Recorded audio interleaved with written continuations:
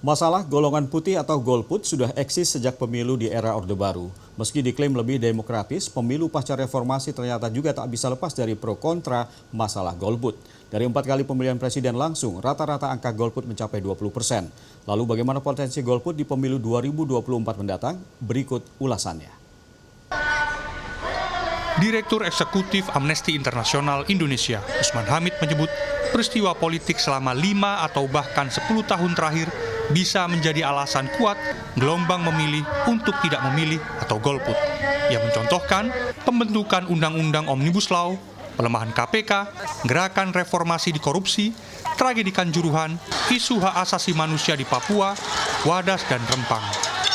Bahkan putusan Mahkamah Konstitusi soal syarat menjadi capres-cawapres melekat pada ingatan publik. Karena faktor inilah, Usman menilai bahwa golput saat ini berbeda ketika era Orde Baru karena fakta-fakta peristiwa tersebut terungkap ke publik melalui media massa dan media alternatif. Hal yang tidak pernah terjadi pada era Orde Baru yang menggunakan rezim sensor informasi.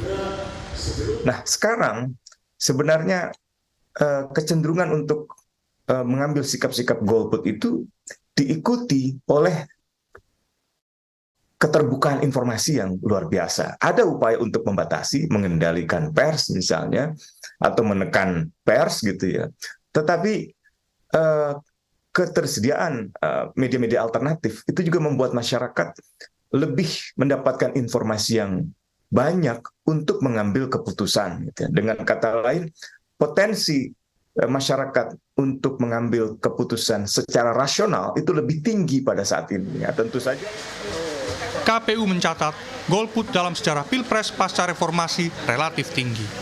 Pada Pilpres 2004, pemilih yang tidak menggunakan hak suaranya mencapai 23,30% atau setara 31 juta pemilih. 5 tahun kemudian, golput naik menjadi 27,45% atau 48,3 juta pemilih. Pada 2014, golput mencapai puncaknya 30,42%, nyaris menyentuh 60 juta pemilih. Di 2019 turun menjadi 18,1% atau setara 32,7 juta. Sedangkan golput pada pemilihan legislatif tercatat 6,70% pada 1999, 15,93% pada 2004, lalu pada 2009 naik menjadi 29,1%. Kemudian pada 2014 tercatat ada 24,89% dan pada 2019 menjadi 18,31%. Bagi Usman, masyarakat perlu mempertimbangkan apakah dengan golput keadaan akan berubah atau dengan memilih situasi semakin memburuk. Yang jelas, kata Usman, fenomena golput ini perlu dilihat sebagai bentuk penghakiman bagi politisi yang dianggap berkhianat kepada pemilihnya. Ia juga tidak setuju dengan pemidanaan bagi yang menyerukan golput.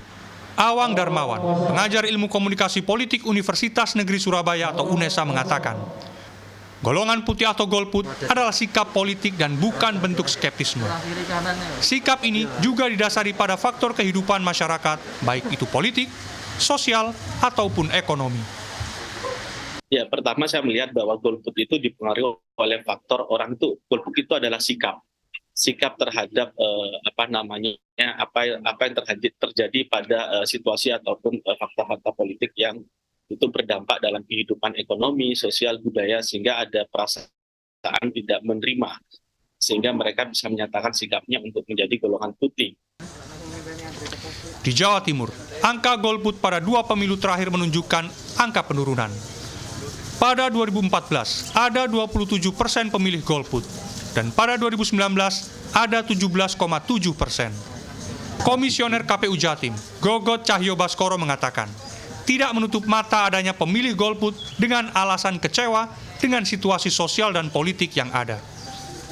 Sekarang ini, pemilu ini justru menjadi momen bagi masyarakat pemilih, bagi rakyat untuk mengkoreksi wakil-wakilnya yang ada di DPRD Kabupaten, DPRD Provinsi, DPR RI, DPD, sampai Presiden dan Wakil Presiden. Ya jangan dipilih kembali. Milih yang memang sekiranya benar-benar amanah, yang sekiranya mampu untuk memperjuangkan kepentingan masyarakat.